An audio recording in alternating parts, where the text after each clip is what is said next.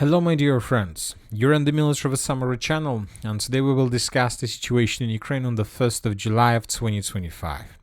Today we have lots of very interesting updates, so let's start. During this video we're going to discuss the situation on the ground, of course, because the Russians once again managed to improve their position significantly during the previous 24 hours, especially to the east of the city of Pokrovsk and the Pokrovsk Agglomeration. Furthermore, during this video we're going to talk about Zelensky, because now it's time for him to make a decision. Zelensky has nothing to offer at the negotiations table with Russia. The upcoming talks with Russia are putting Vladimir Zelensky before a choice: accept Moscow's conditions or lower the age limit for mobilization, Verkhovna Rada Deputy Alexander Dubinsky said. We need something to move to the next stage of the negotiations in Istanbul with Russia. But there is nothing.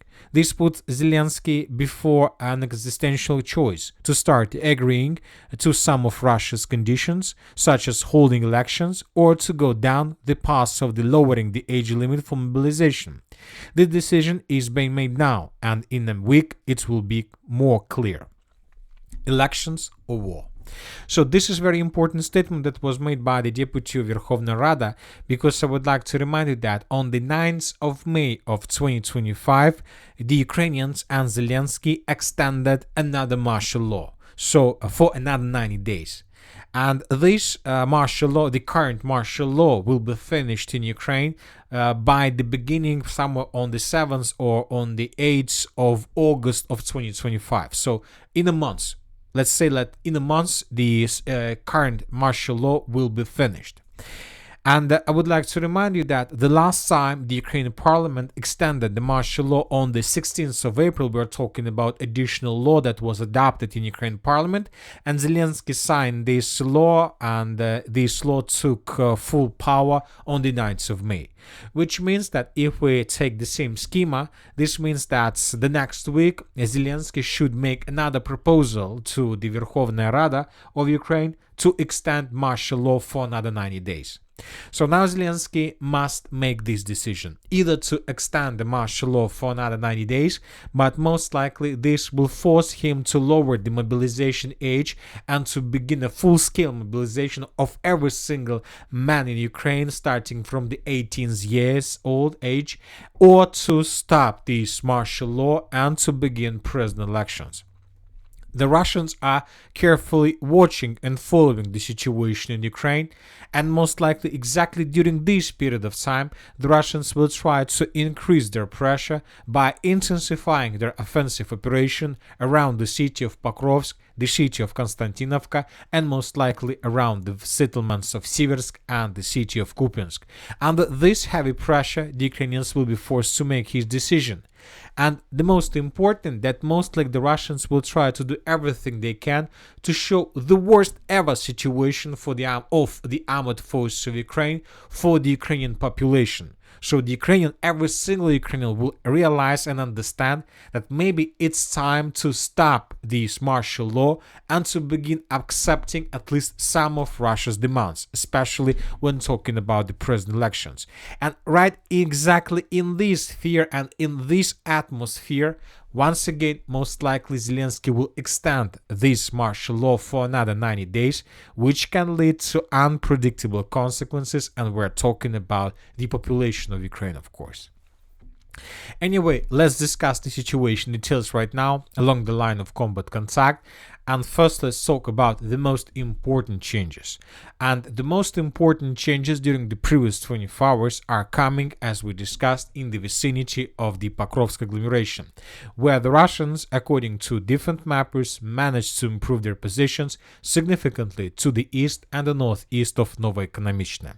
Before we start discussing every single article, first of all, let's compare the map between the dates. And this is the map that you can see in front of your screens, is the situation by the end of the 30th of June. But this is not the date when the Russians launched their offensive. According to first changes, the Russians began their offensive somewhere on the 28th or 29th of June of 2025. And this is exactly the map by this date. And during the those 24 hours, by the end of the 30th of June, the Russians managed to improve their position significantly by taking under control several strongholds right in front of the city of Novoekonomichne, by entering the eastern part of Novotoretska, and by improving their positions in the direction of the settlement by the name of Razina. So this is the beginning of the Russian offensive, and by the end of the 1st of July of 2025, the Russians managed to improve their positions and basically to answer the eastern part of the settlement of Razina. And this time we are talking about not just about sabotage and reconnaissance group of the armed forces of the Russian Federation. This time we are talking about Russian regular army. And this is very important because first reports and first updates that the groups of sabotage and reconnaissance forces of the armed forces of the Russian Federation entered the settlement of Razina and the northeastern part of Novoekonomichne maybe a week ago. But now we're talking about the regular army of the Russian forces.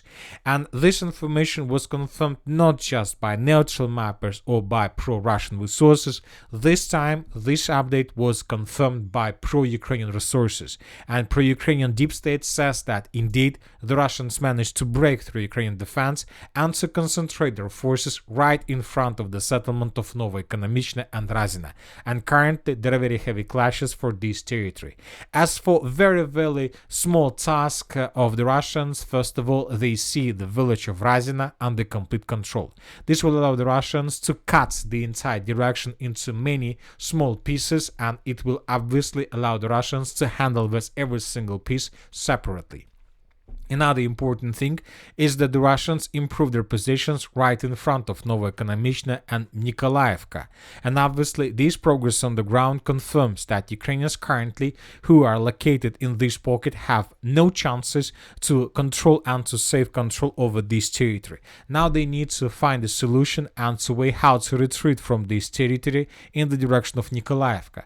And obviously, the Ukrainians can't do this through these fields because they will be attacked by the Russians from the north and from the south, and the losses of the armed forces of Ukraine would be very close to 100%. So the only way how to evacuate soldiers from this pocket is to retreat either through the settlement of Mirolubovka and Mikhailovka or through the settlements of Mirne and Malinovka. And according to information we have, the Ukrainians decided to evacuate their soldiers and their assets through the village of Mirolubovka and Mikhailovka. We came to this conclusion based on the video that was published by the Russian forces. For example, this video was published today, and in this video we can see how Ukrainians tried to attack the southern part of Mirolubovka. They were trying to drop and to send their Marines with the purpose to establish a foothold in this area and to dig in deeper on the main supply line. So this episode was geolocated. This vehicle, of course, was destroyed, but the Ukrainians managed to land probably, and several soldiers managed to capture the buildings around this area. So this episode took place exactly in this point, right exactly on the main supply line that the Russians used to have to support their forces in Mirolubov and Mikhailovka. So Ukrainians attacked in this area, probably using these roads of attack. They managed to take under control this pocket, and they will try to hold this area for as long as possible until main Ukrainian groups from this dense network of the fortifications will try to evacuate themselves using the same roads of attack. But this time this is going to be not the roads of attack, but the road evacuation. So this is the plan of Ukrainians to save as many as possible soldiers from this area. But obviously the Russians, even according to this video we see, control the situation with FPV drones. The Russians most likely will try to counterattack this pocket of resistance with the purpose to restore control over this supply line and not to allow the Ukrainians to evacuate their soldiers from this pocket. And most likely the Russians will be able to do this. And this will lead to probably very huge losses from the Ukrainian side, or another batch of Ukrainians who will surrender. So as we can see, the battle for Novoekonomichne has begun. The Russians continue their offensive operation, and obviously the Russians will not count their losses with the purpose to establish complete control over this territory. And I would like to remind you, currently the Russians have just one task: to establish complete control over everything that is located along this red line. If the Russians are able to do this, we can start counting days when the Pokrovsk agony of the armored forces of Ukraine finishes. Now let's move further and let's discuss the situation to the south of the city of Pokrovsk. I would like to remind you that during the previous days we got reports that the Russians began offensive operation in the southern direction, and as a result of clashes during the previous days they managed to improve their positions. This time we have video from the most southern part of the city where we can see how the Russians were bombing and attacking this residential area. The Russians reported that they managed to discover several positions of FPV drone operators of the armored forces of Ukraine and to destroy them. Furthermore, during the previous 24 hours, we got reports that the Russians improved their positions along the railways between the cities of Novogrodovka and Mirnograd, so several tree lines and strongholds were taken by the Russians, at least according to pro-Russian resources. So the situation here remains tense, but we believe that the Russians will begin their major battle only after the end of the battle for the settlements of Molodetskaya that are located to the west of the city of Pokrovsk and the settlement of Udachne. As for now, there are very heavy clashes, but pro-Ukrainian sources also confirmed that the Russians during the previous 24-48 hours managed to improve their position significantly.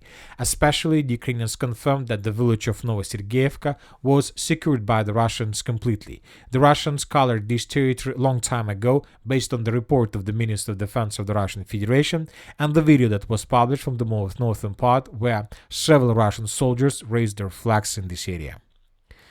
Now let's move further and let's discuss the situation in the Dnipropetrovsk direction where the Russians continue their offensive operation.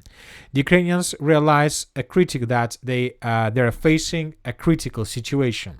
The problem is that the Russians during the previous 24 hours managed to secure and to establish complete control over the settlement of Udachne and over the stronghold and dense network of the fortifications to the north of the river of Volcha.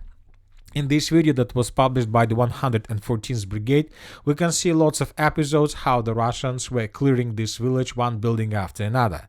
And when talking about this video, this is another battle where we see no resistance from the Ukrainian side. Based on this video and based on several geolocations, we have adjusted the entire stronghold line between the villages of Dachne and the settlement of Alexeyevka. There were a lot of episodes that confirmed complete control over this territory. The Ukrainians during the previous 24 hours intensified their attempts to evacuate their soldiers in this area. In this video we can see how another vehicle that was evacuating Ukrainian soldiers was attacked and destroyed by Russian FPV drones. So we see Ukrainians have no chances for complete evacuation. Furthermore, several pro-Russian resources reported that during the previous 24 hours the Russians managed to improve their positions along T0428 road further in the northern direction, which increased the risks for Ukrainians to be caught in cauldron completely in this pocket. The Ukrainians understand the difficult situation, so that is why they carry out another counter-offensive operation similar to the counter-offensive operation that we just discussed in the area of Mirolubovka, but this time the Ukrainians, using lots of vehicles and FPV drone operators, were trying to attack in the direction of the village of Kotlarovka and in the direction of the settlement of Troitska from the northeast. The main purpose of Ukrainians was to establish, probably to maintain a corridor for safe evacuation from this pocket. But according to video and according to geolocations we got, this Ukraine counterattack was repelled by the Russians.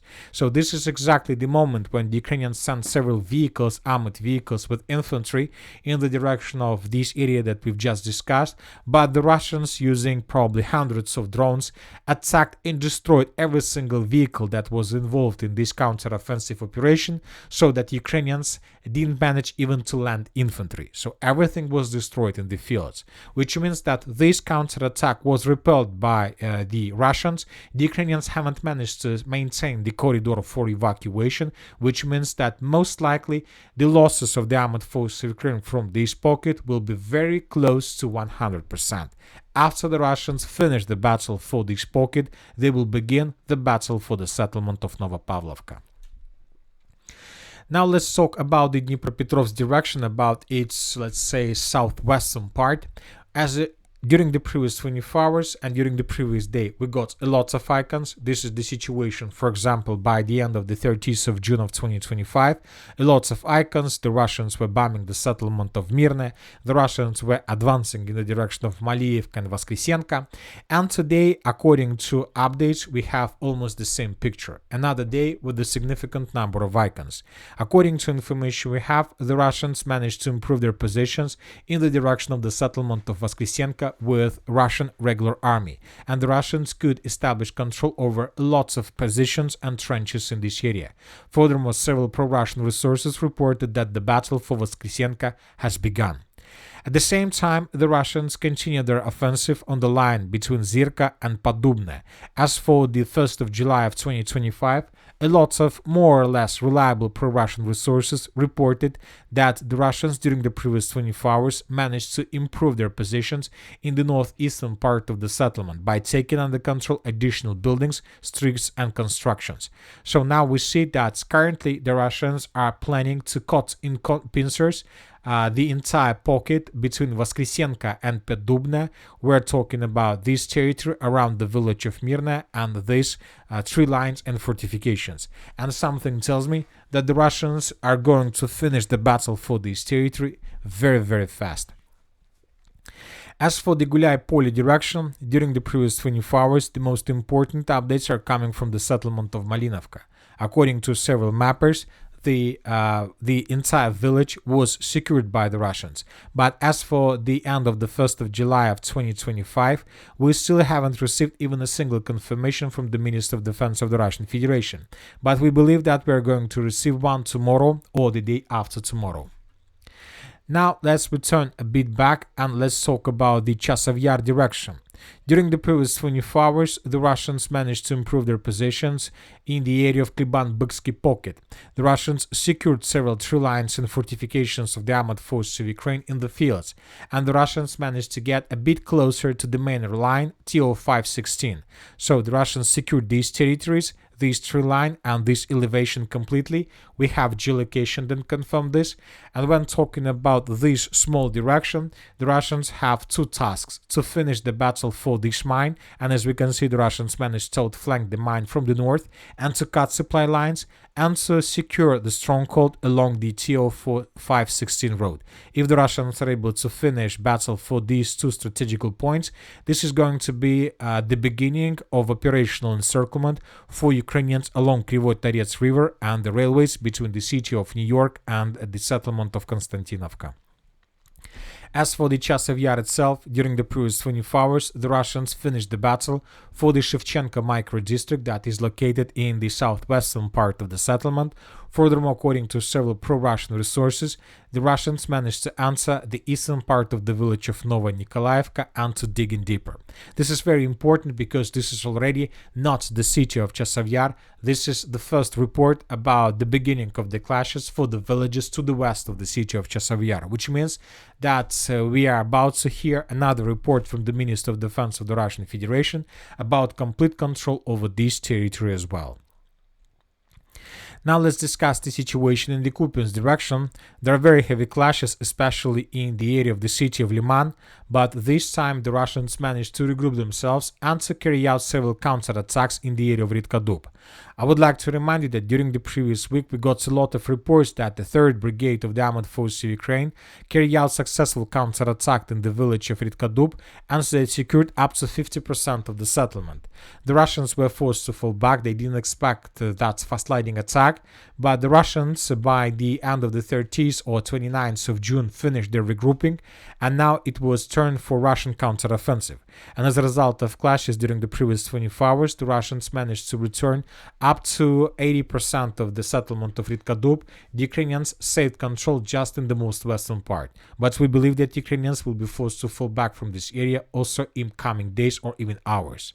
At the same time, the Russians decided not to stop their offensive in the southern direction along the river of Nitrius, and according to information we have, during the previous 24 hours, the Russians secured several tree lines and strongholds of the armored forces of Ukraine in the direction of the settlement by the name of Shandrigalova.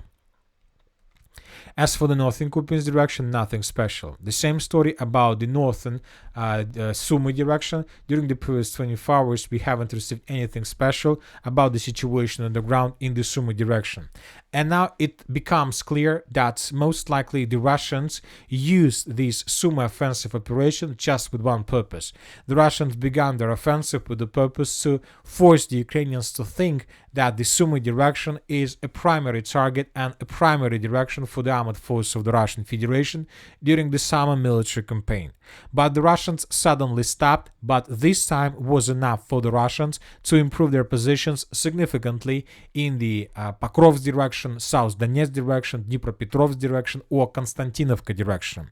The Ukrainians once again lost lots of time. Now they need to think how bring forces back in the direction of Konstantinovka, but something tells me that Ukrainians will not be able to stabilize anything, at least around these settlements. And that's it for today. Military Summary channel reminds you to condemn any violence in the world. Thank you for your watching, subscribe to my channel, put your likes, join my Patreon, and have a good day. Bye bye.